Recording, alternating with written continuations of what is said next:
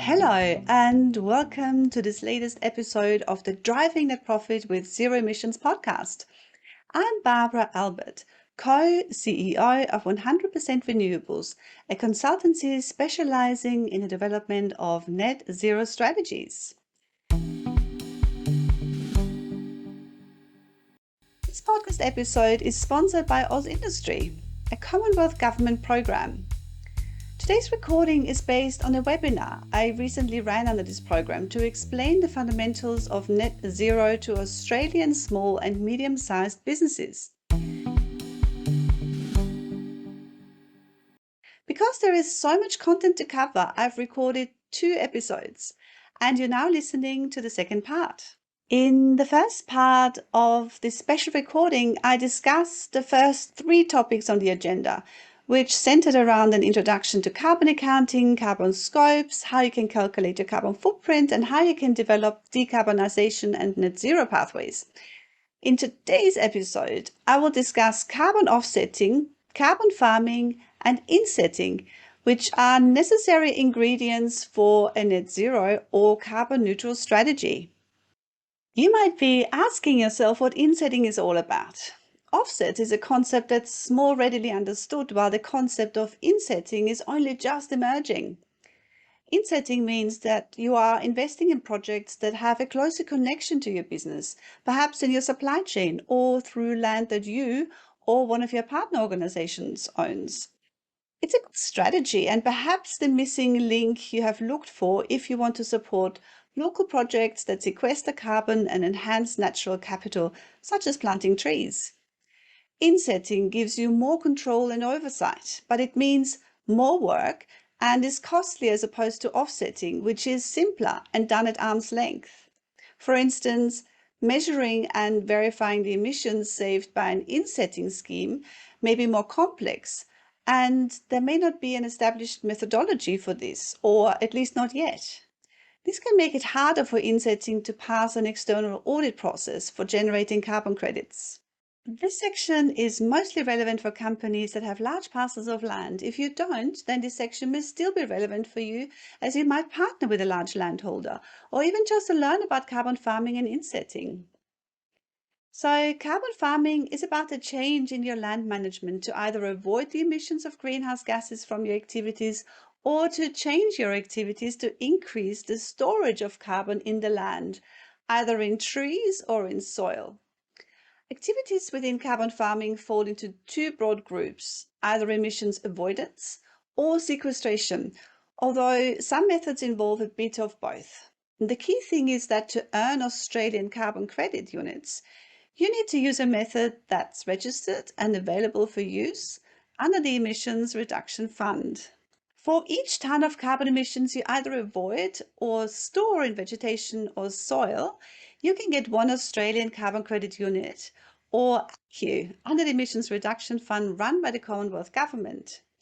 The Emissions Reduction Fund is Australia's current mechanism for trying to reduce greenhouse gas emissions through a reverse auction scheme.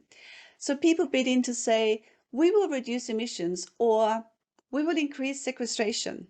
And the government will purchase carbon credits created by these approved methods.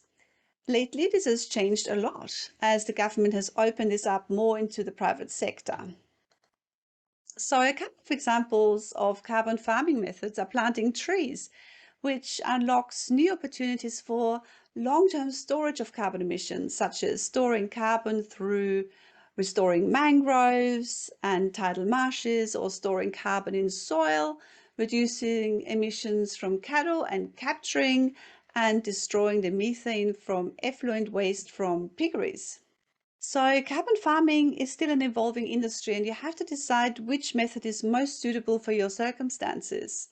The number of ACCUs you can get depends on your chosen method, where you are located, what has happened on your land in the past, and time. So for instance, trees that are young absorb less carbon than more mature trees. If you're interested to see how many ACCUs you could generate, you can use tools like Xiro's Look-See, where you can draw a polygon around your land, answer a few questions, and get a sense of the amount of carbon credits you can earn through the approved methods. So we'll put those links in the show notes.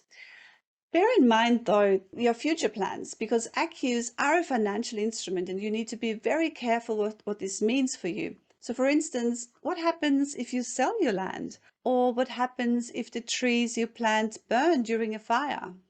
So my advice is to seek advice from specialists in this area who can provide you with financial, legal, and carbon farming expertise so you fully understand the implications for your business. So I previously mentioned the money you could get by selling the ACCUs you generate either to the Commonwealth or on the secondary market. However, if you're located in Queensland or Western Australia, there might be additional opportunities through Queensland Land Restoration Fund and WA's Carbon Farming Land Restoration Program. These are programs that provide additional financial incentives for carbon farming projects that demonstrate additional environmental and socio-economic co-benefits. So co-benefits may be private, they could be improved productivity or profitability, or public, such as, for instance, conservation outcomes or improved downstream water quality. Now, ACCUs have been on a wild ride lately. They traded at the same level for so many years, and then suddenly, in the middle of 2021, the demand for ACCUs rose sharply and the price went up to roughly $60 per ACCU. That's mostly driven by companies purchasing ACCUs to meet the net zero or carbon neutral goals, for instance. But then what happened was that the government changed some of the rules and allowed more private sector participation, which resulted in a dip in price. Now, a dip in price is great for people who are purchasing ACCUs, but less ideal for people who want to create ACCUs and need those funds for projects to be developed. Here are some avenues you could explore. Now, option one, you can participate in the carbon farming market and generate the ACCUs and then sell them to generate additional income for your farm. And others then will use the ACCUs that you generate to offset their carbon footprint, or large emitters will use them to meet their compliance obligations. Now, under option two, there is no point in selling all your carbon assets if you then have to buy a whole lot of carbon offsets back later on to reach your carbon reduction or carbon neutral targets. Under option two, you don't sell your ACCUs, but instead use them against your own carbon footprint, which can make you a carbon neutral supplier. So JBS, for instance, has made a global commitment to achieve net zero greenhouse gas emissions by 2040. And chances are, if you are a cattle producer wanting to sell through JBS, you may be under pressure to also become a carbon neutral supplier. Option three is an extension of option two. If you have a large number of ACCUs, you can use some of them to eliminate your own carbon footprint, again using the concept of insets, and sell the rest. Will use these offsets against their own carbon footprint. And option four is something innovative. You can avoid the ACCU processes altogether. You can measure your sequestration by following greenhouse gas protocol guidance. You would then count your generated insets towards your net zero or carbon neutral goal. This option is currently being tested by Climate Active. Coles recently launched a carbon neutral beef brand, which used insetting to reduce the carbon footprint to zero. As opposed to going down the ACCU path, insetting is going to be much more efficient and cheaper and will give you much more flexibility in the way that you manage your land. And one thing I'd like to add is that under the Science Based Targets initiative, you cannot use forest, land and agriculture abatement, they call that FLAG for short, to meet non-FLAG abatement targets. So emissions reduction from agricultural activities in your supply chain cannot be used to meet facility or office emissions reduction targets. It's similar to not being allowed to use carbon offsets to meet a science-based target. So to wrap my own head around all the options that are available to large landholders, my team and I have created a flowchart. So if you're listening to this podcast and want to have a look at the graphic, please head to our webpage at www.100percentrenewables.com and navigate to episode 13 of the Driving Net Profit with Zero Emissions podcast. And then you can download the graphic from there. Basically, there are two options, one fork. You can either create ACCUs Or you can decide to go down an insetting pathway without generating accus. Let's have a look at the accu path first. You can either sell the accus and earn additional money, or you can retire the accus to meet your carbon reduction, carbon neutrality, or net zero target. If you sell accus, you can either sell right away or hang on to them and sell them later if you expect a higher price in future. If you're retiring accus and you have more accus than what are needed to achieve carbon neutrality, you can even achieve a climate positive goal. You can always sell any excess credits you have. So use as many accus as you need to meet your own goal first and then sell the rest. However, you can also choose not to go through the complicated processes of generating accus and instead use guidance from the Greenhouse Gas Protocol to establish your carbon baseline. So to see what your current carbon stock is, and then to project sequestration over time as you develop projects that work on avoiding or storing emissions. The Greenhouse Gas Protocol is currently piloting their guidance, and we can expect the official guidance to be released either later this year or possibly in early 2023. In any case, it's exciting to see that Climate Active is currently trialing this approach, as mentioned previously. So what I'm saying here is that you have many options available to you, and you don't need to feel pressured to go down one pathway or another. My recommendation is to carefully think through all your options and to decide on the option which meets the goals that you have set yourself and that fit in with your circumstances. So now that we've discussed carbon farming and insetting, let's have a look at purchasing carbon offsets. Carbon offsets can be used to compensate for emissions you cannot reduce and to bring your carbon footprint down to zero. It's the last resort to get to a carbon neutral position after you have exhausted all other measures. Carbon offsets are an acceptable way under both Climate Active and TOI2, which is the New Zealand scheme for achieving carbon neutrality, also accepted worldwide, to reach carbon neutrality. So one carbon offset is issued for each ton of emissions that are either avoided or removed from the atmosphere. Now, it's super important that carbon offset projects are credible. There are accreditation standards that ensure that carbon offset projects are implemented, run and managed properly, and that the credits represent real and actual emissions either sequestered or avoided. So in my opinion, it doesn't make sense to go carbon neutral and purchase carbon offsets that might be dodgy. The whole purpose of achieving carbon neutrality is that you want to prove to the marketplace that you care about the environment and that you're taking a stand against climate change. You don't want to open yourself up to reputational damage, so pay a lot of attention to carbon offset projects that you are buying. We often run requests for quotes on behalf of our clients to ensure they get the right price for the offsets they buy and to ensure that they are buying carbon credits that meet certain standards, the company's objective, and that aren't a reputational risk. And for our clients that are achieving Climate Active or TOI2 certification, we also make sure that the carbon offsets meet those standards. So here are a couple of criticisms that some carbon offset projects have received.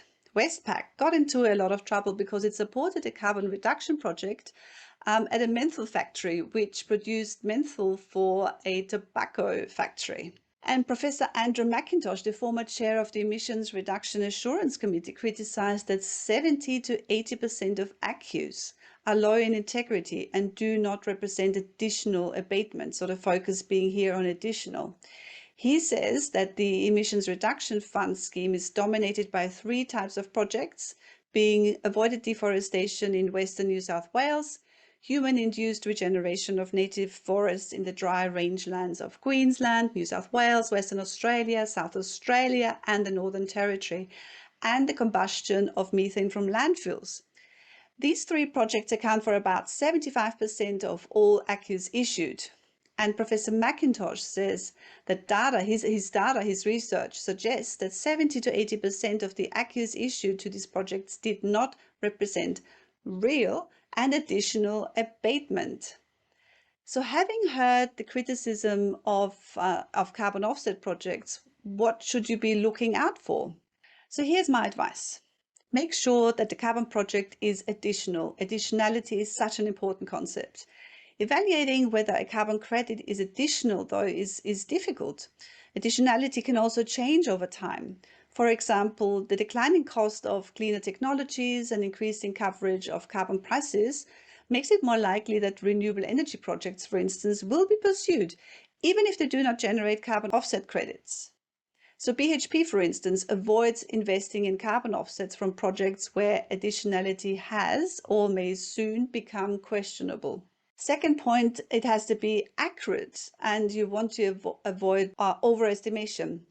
So being accurate means that you're making sure that the baseline is not overestimated, that actual emissions are not underestimated, and that the project does not fail to account for the indirect effects of a project on greenhouse gas emissions. So for instance, a forest preservation project that avoids the emission caused by clearing one parcel of forest area, but ends up shifting the production of timber through deforestation to another area. Carbon offset projects should also be permanent.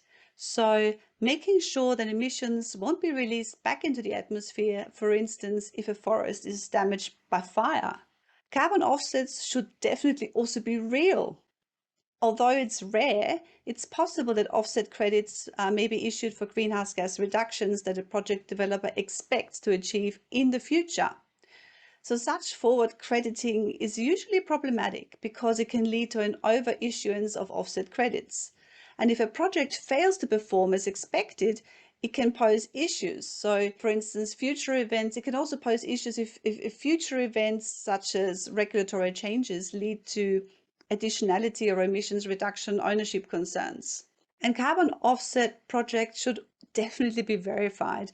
And so if they adhere to standards such as, for instance, the gold standard, then you can rest assured that the project is meeting a certain standard and has been verified by a third party.